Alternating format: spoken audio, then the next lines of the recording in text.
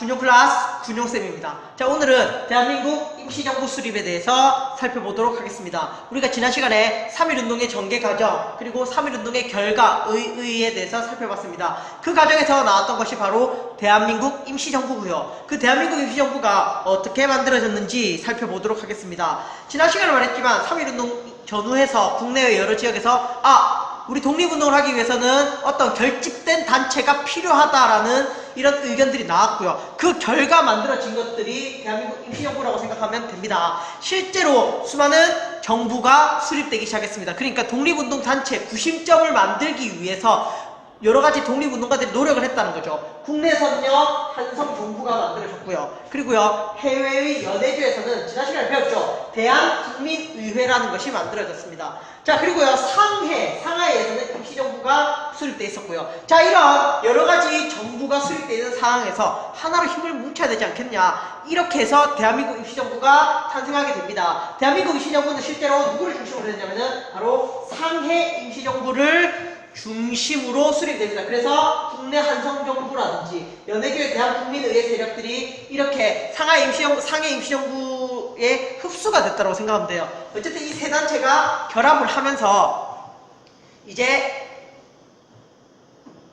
임시정부가 수립이 됩니다. 원칙상 위치는 상해, 정통은 한성정부다라고 하지만 사실 이때 보면 한성정부에 있는 대표가 상해 임시정부의 대표가 거의 거기였어요. 비슷한 사람들이 사실 이름만 올려놓고 같은 활동을 하고 있었기 때문에, 그렇기 때문에 실제로는 상해 임시정부를 중심으로 해서 대한민국 임시정부가 수립되었다라고 생각해도 잘못된 내용이 아닙니다. 아시겠죠? 상해 임시정부를 중심으로 국내 한성정부와 대한국민의회, 연해주의 대한국민의회가 결합을 했다. 하지만 상해 임시정부 중심으로 운영되었다. 자, 이렇게 상해를 중심으로 한 대한민국 임시정부가 수립되면서 헌법을 제정합니다. 이때 만들어진 헌법은요, 사법, 입법, 행정을 분리한 삼권분리. 자, 그리고요, 대한민국 최초로 민주공화정을 표방한 정부가 수립되었습니다. 민주공화제. 자, 이를 바탕으로 해서 대통령을 선출하는데요. 이때 대통령은 누구였냐면 바로 이승만이 대통령으로 선출이 됩니다. 이승만이 대통령으로 선출되면서 이제 정부로서의 모습을 갖춰가기 시작하죠. 자, 이제 정부가 구성됐으니까 활동을 해야 되겠죠. 어떤 활동을 했냐면 일단은 연통제, 교통국 이런 것들을 운영합니다. 연통제 같은 경우는 왜냐면은 명령 전달, 군자금 조달 이런 걸 통해서 만든 비밀행정 조직이라고 생각하면 돼요. 점조직으로 이런 것들, 여러가지 정보를 전달하고 이런 첩보 활동을 위해서 만들어진 조직이라고 생각하면 됩니다.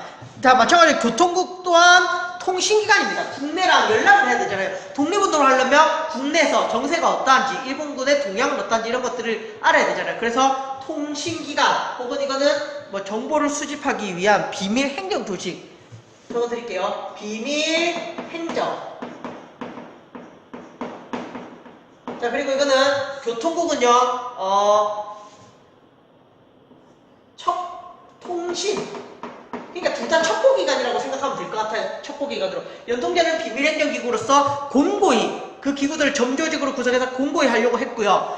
교통국은 통신을 통해서 연락을 주기적으로 받으려고 했다. 아시겠죠? 자, 그리고 독립공채라는 걸 발용해서 독립을 하려면 돈이 필요하잖아요. 독립운동을 하기 위해서 여러가지 돈을 마련했다라는 거죠. 독립운동 자금을. 자, 독립공채를 발행해서 독립이 되면 당신이 투자한 돈을 꼭 받을 수 있게 하겠다. 뭐 이런 식으로 공채를 발행해서 독립자금을 모았다라는 거죠. 자, 그리고 임시정부, 대한민국 임시정부에서 활동을 했던 것이 바로 대표적으로 외교활동입니다. 우리가 지난 시간에 배웠듯이 파리 강화회의에 김규식이라는 사람을 파견한 것도 사실 대한민국 임시정부의 노력이었고요. 자, 그리고 미국의 구미위원부를 설치해서 어쨌든 계속 조선의 대한민국의 독립이라는 것을 계속 강조했다는 거죠. 미국에서도 알리고 파리 강화회의에서도 김규식을 대표로 파견해서 여러가지 일본의 부당함을 알리려고 외교활동을 전개했다는 거죠. 하지만 이런 대한민국 임시정부가 원활히 전개된 것은 아닙니다.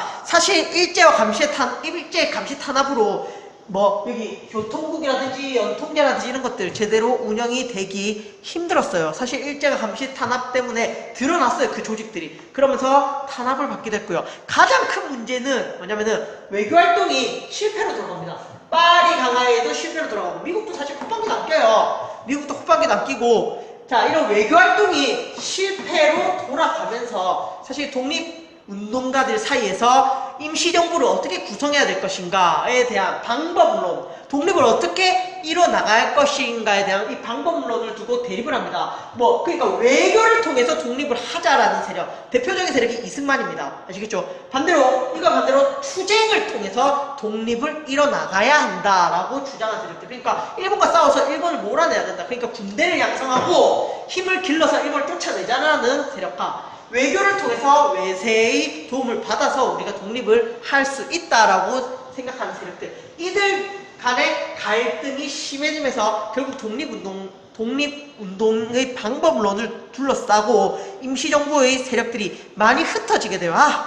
서로 생각이 안 맞아서 여기 임시정부에 못 있겠네 이러면서 떠나게 됩니다, 많은 세력들이. 자, 그러자 임시정부가 흐지부지 되자, 자, 우리가 잘못됐다, 임시정부를 다시 바로 세우자라고 해서 창조파, 아예 새로운 임시정부를 만들자. 새로운 임시정부를 개조파 아니다, 조금만 고쳐서 독립운동을 유지하자, 임시정부를 유지하자, 이런 또 대립이 있었는데요. 자, 이런 여러가지 대립 속에서 결국은 임시정부가 흐지부지 되다가 많은 독립운동가들이 떠납니다. 그래서 결국은 명맥은 보수파라고 했습니다. 그냥 지금의 세력을, 명맥을 유지하자라고 주장했던 보수파 김구를 중심으로 해서 임시정부가 유지됩니다. 그러면서 상해 임시정부는 세력이 많이 약해집니다. 그 과정에서 이승만도 탄핵을 당합니다. 네 외교론 이거 잘못됐다. 네 외교론 이거 성공을 할 수도 없고 너무 외세에 의존하려는 거 아니냐. 투쟁론, 이들에 의해서 이승만 세력이 탄핵이 당하고요. 창조파, 개조파의 대립, 이런 과정에서 이들도 떠나고 개조파도 떠나고, 결국은 남은 것은 김구를 중심으로 한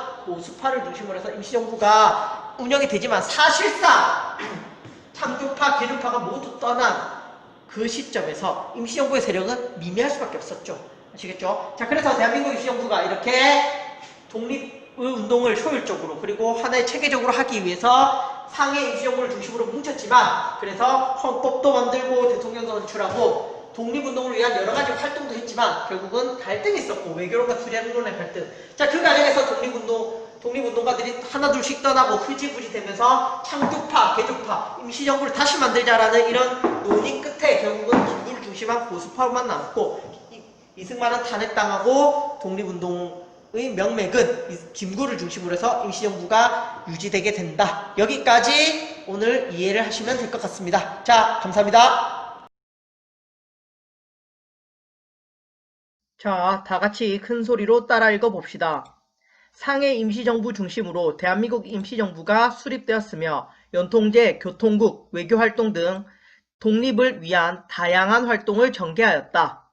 상해 임시정부 중심으로 대한민국 임시정부가 수립되었으며 연통제, 교통국, 외교활동 등 독립을 위한 다양한 활동을 전개하였다.